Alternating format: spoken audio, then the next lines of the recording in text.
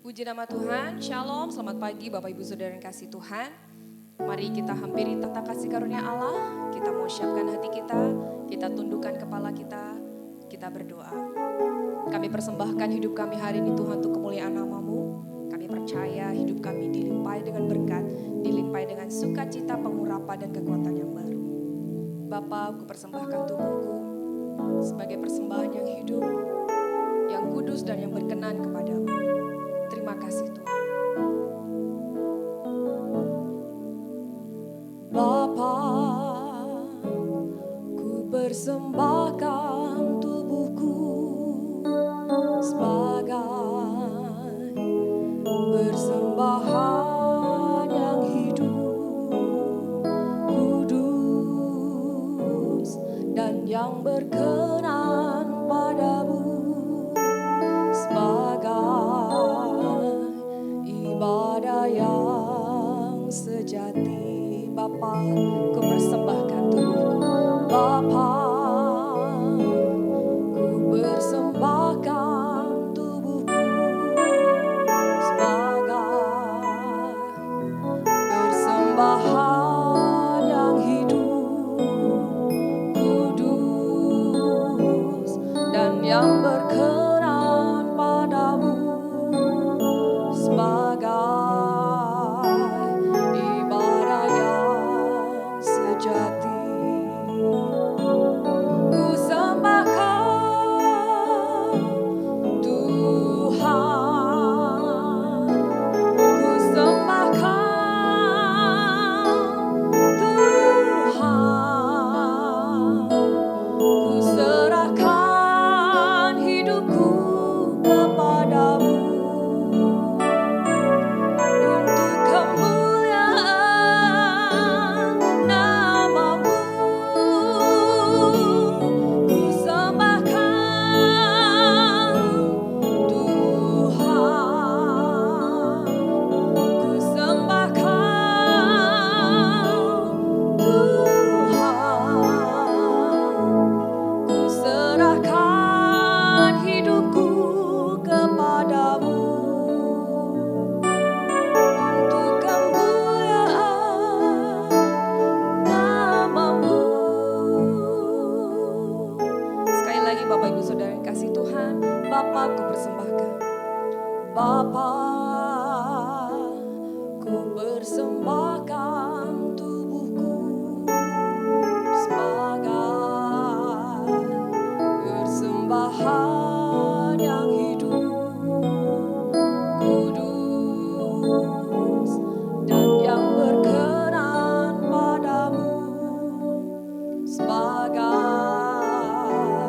ibadah yang sejati. Ku sembahkan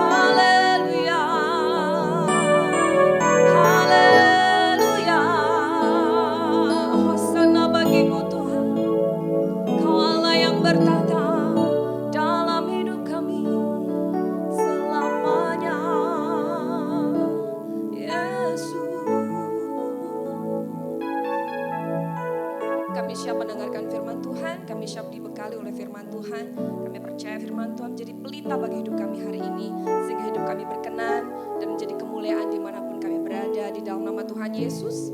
Amin. Shalom Bapak Ibu Saudara yang terkasih di dalam nama Tuhan Yesus Kristus. Berjumpa lagi di dalam doa pagi hari ini bersama saya. Bapak Ibu Saudara, tema gereja masih sama, yaitu tentang restorasi hidup yang dipimpin oleh Roh. Berapa banyak dari kita yang hari-hari ini mengalami restorasi di dalam kehidupan kita? Berapa banyak dari antara kita yang sudah memilih Roh Kudus menjadi pimpinan hidup kita, memimpin langkah hidup kita? Kita coba baca ayat dari gereja yang diambil di dalam Galatia 5 pasal yang ke-25. Galatia 5 pasal yang ke-25, saya bacakan buat kita semua. Jikalau kita hidup oleh Roh, baiklah hidup kita juga dipimpin Roh. Sekali lagi saya bacakan, jikalau kita hidup oleh Roh, baiklah hidup kita juga dipimpin Roh. Bulan ini gereja mengambil tema yaitu banyak pengkhotbah yang menyampaikan tentang Galatia 5 pasal yang ke-25 ini. Karena tema gereja memiliki yaitu restorasi hidup yang dipimpin oleh Roh. Di dalam kamus bahasa Indonesia dikatakan bahwa dipimpin atau pemimpin adalah orang yang berjalan di depan kita, orang yang berjalan di depan kita dan bertanggung jawab dengan apa yang terjadi. Kalau kita belajar dari bangsa Israel, di mana Tuhan memilih Musa untuk memimpin bangsa Israel keluar dari Mesir menuju ke tanah perjanjian. Ketika Tuhan memilih Musa adalah orang yang pilihan Tuhan, berapa banyak orang-orang Israel, berapa banyak mereka yang masih bersungut-sungut, mereka masih membelot. Padahal yang dipilih Tuhan adalah orang yang dipenuhi oleh Roh, yaitu Musa. Sama halnya dengan kita, berapa banyak orang berkata, aku sudah dipimpin oleh Roh Kudus, hidupku telah dipimpin oleh Roh. Tetapi masih banyak yang salah mengambil keputusan. Masih banyak yang belum bisa berubah. Sesuatu keraguan di mana kalau kita berkata hidupku dipimpin oleh Roh, tetapi hidup kita tidak sejalan dengan Roh yang memimpin hidup kita. Kata dipimpin berarti orang yang berjalan di depan kita dan dia menguasai segala keadaan dan daerah yang akan dilalui sampai detail. Coba ketika kita berpergian, ketika saya berpergian ke salah satu kota dan saya tidak menguasai kota itu, dan kebetulan saya punya satu teman di kota itu di mana dia lahir, dia sampai dewasa, bekerja dan hidup di kota itu. Nah, ketika saya tidak mengetahui jalan mana yang harus saya tuju dan saya mengontak teman saya dan saya minta dia pimpin langkah saya, dia pasti akan berjalan di depan saya. Dia akan menjalankan semuanya sehingga dia tahu jelas sehingga saya bisa sampai tujuan. Nah, sama halnya dengan hidup kita. Ketika kita minta Roh Tuhan memimpin hidup kita, saya percaya Roh Tuhan itu akan memimpin langkah demi langkah kita. Kita tidak akan pernah salah mengambil keputusan, karena Roh Tuhan adalah dia juga bertanggung jawab. Orang yang memimpin kita, dia juga harus bertanggung jawab atas kehidupan kita. Sama dengan halnya kita, ketika kita dipimpin oleh Roh, hidup kita benar-benar menyerahkan kepada Roh Kudus ke dalam hidup kita, maka Roh Kudus itu akan memimpin langkah kita. Dia akan bertanggung jawab dengan segala apa yang dipimpinnya. Roh Kudus akan bertanggung jawab dengan hidup kita. Ketika kita ambil keputusan, kita minta pertimbangan daripada Tuhan. Kita minta Roh Kudus yang memimpin hidup kita. Dia akan bertanggung jawab. Roh Kudus adalah tertib, tidak mungkin dia akan membuat jalan kita salah. Kalau banyak orang berkata, saya sudah dipimpin roh, tetapi banyak orang yang masih berjalan dengan kesalahan-kesalahan. Banyak orang yang masih berjalan dengan masa lalunya. Itu adalah satu pertanyaan besar. Benarkah hidupnya dipimpin oleh roh? Karena kalau hidup kita dipimpin oleh roh, kita tidak akan pernah salah jalan. Karena Roh Kudus akan menuntun langkah kita. Jadi ketika banyak orang yang berkata, aku sudah melayani Tuhan, aku sudah berkhotbah, aku sudah memuji, aku melayani musik, tetapi di dalam hatinya bukan Roh Kudus yang memimpin hidupnya, mereka masih melakukan hal yang tidak baik. Ada satu pertanyaan besar di dalam hatinya, benarkah hidupnya dipimpin oleh roh? Karena ketika orang yang berkata, saya dipimpin roh, dia akan mengalami yang namanya perubahan hidupnya. Ketika dia mengambil keputusan, dia akan bertanya kepada Roh Kudus, dia akan bertanya kepada Tuhan, akan banyak pertimbangan-pertimbangan yang disampaikan kepada Tuhan, dan Roh Kudus akan membantu. Dikatakan bahwa Roh Kudus adalah orang yang menuntun. Ada satu ilustrasi, yaitu ketika ada seorang petani di mana dia membajak sawahnya. Ketika dia membajak sawahnya, tiba saatnya dia harus mengaliri sawahnya. Nah, ketika dia menyalakan pompa air, dia mencari, loh kok enggak keluar airnya. Ketika dia mencari pompa air itu lagi, airnya melihat pompa air itu enggak mengeluarkan air, dia berkata, ini apa yang salah ya? Dia melihat-lihat alatnya, pompaku ini rusak. Kalau rusak di mana? Dia mencari, tidak menemukan.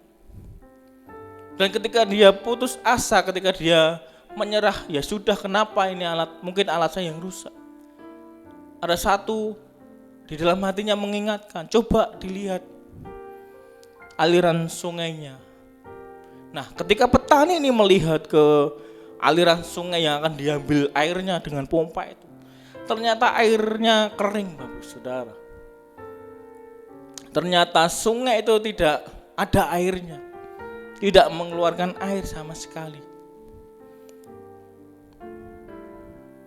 Sama halnya dengan kita, apa yang dapat kita pelajari dari ilustrasi ini? Sama dengan kehidupan kita, ketika kita menghadapi masalah, ketika punya masalah, kita hanya melihat masalahnya. Kita mengandalkan akal kita bagaimana kita menyelesaikan masalah ini. Tetapi kita tidak melihat hati kita, ternyata hati kita kering, ternyata hati kita tidak dipimpin oleh roh.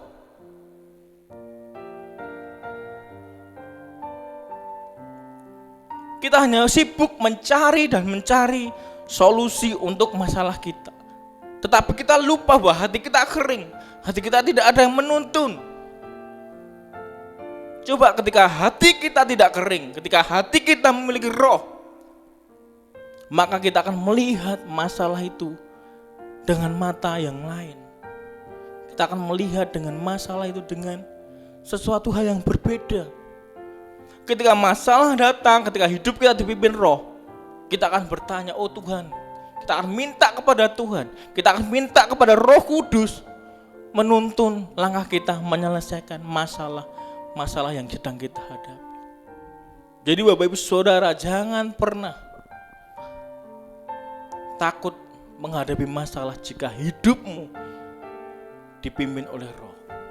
Mari kita sama-sama belajar. Setiap hari, setiap waktu kita bergumul, kita berdoa, kita minta Roh Kudus memimpin hidup kita, sehingga restorasi hidup yang dipimpin roh kita mengalaminya. Bukan hati kita bukan dipimpin oleh diri kita sendiri, tetapi biarkanlah Roh Kudus yang memimpin hidup kita. Biarkan Roh Tuhan yang senantiasa mengatur hidup kita, menyerahkan hidup kita kepada Roh Tuhan, sehingga kita tidak pernah salah melangkah. Kesimpulan dari semuanya ini Bapak Ibu Saudara, ketika kita hidup, kita mau dipimpin oleh Roh, maka kehidupan kita akan mengalami restorasi hidup, dan kita akan mengalami yang sukacita. Apapun masalah yang kita hadapi, apapun badai kehidupan yang kita alami saat ini, apapun pergumulanmu, ketika engkau benar-benar hidupmu dipimpin oleh Roh, ketika engkau benar-benar menyerahkan hidupmu kepada Roh, kepada Tuhan, engkau akan sanggup menjalaninya. Tuhan berjanji, Tuhan tidak akan membiarkan kita tergeletak. Sekalipun kita berada di lembah kekelaman, ketika engkau masih percayakan hidupmu kepada Roh Tuhan, selama hidupmu mau dan suka dipimpin oleh Roh Tuhan, engkau pasti sanggup, engkau pasti mampu menjalani kehidupan ini. Apalagi hari-hari ini dengan kondisi perekonomian yang tidak menentu karena keadaan pandemik seperti ini. Kita harus banyak menyerahkan hidup kita kepada Tuhan. Kita harus banyak bergumul dengan Tuhan. Kita harus banyak minta Roh Kudus pimpin hidup saya, sehingga saya tidak salah jalan.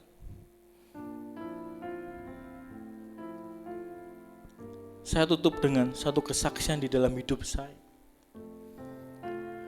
Saya bukan orang yang suka memuji Tuhan dulu Bapak Ibu Saudara. Saya hanyalah pelayan Tuhan. Ketika saya dijadwal berarti saya harus melayani.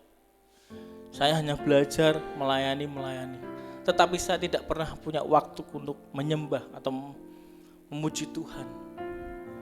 Pekerjaan saya mendengarkan musik, saya bermain. Tetapi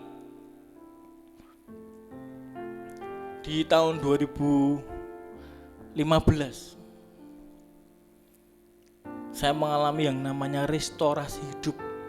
Saya mengalami yang namanya restorasi hati, di mana saya belajar menyembah kepada Tuhan, di mana saya belajar hidup saya dipimpin oleh Roh Kudus, dipimpin oleh Roh. Mungkin saya masih mengalami jatuh bangun, tetapi saya tidak mau keluar. Hati saya, hidup saya tidak mau keluar dari Roh Tuhan. Saya mau tetap minta Tuhan, minta Roh Kudus pimpin hidup saya. Dari situ saya jadi suka memuji Tuhan, menyembah Tuhan. Mempunyai waktu-waktu di rumah untuk memuji dan muliakan nama Tuhan, untuk menyembah Tuhan, memiliki saat teduh bersama Tuhan. Nah Bapak Ibu Saudara, mari kita sama-sama kita miliki, kita minta Roh Tuhan, sehingga restorasi hidup kita diubahkan Tuhan, dan kita memiliki hidup kita selalu dipimpin oleh Roh Tuhan. Terima kasih, Tuhan Yesus memberkati.